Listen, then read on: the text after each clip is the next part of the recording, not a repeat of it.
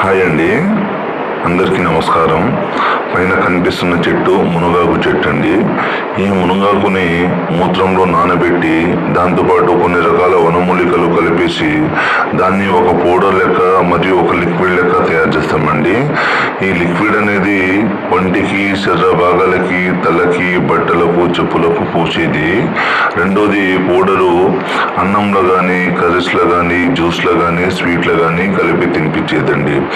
భార్యాభర్తల మధ్య సమస్యలుండి విడిపోయిన, వేరే వాళ్ళతో అక్రమ సంబంధాలు పెట్టుకున్న, అత్తకోడల మధ్య సమస్యలున్నా, ఈ రోజుల్లో చాలా మంది పిల్లలు తల్లిదండ్రి మాట వినకుండా వేరే వాళ్ళ మాట విని చాలా ఆగమైపోతున్నారండి.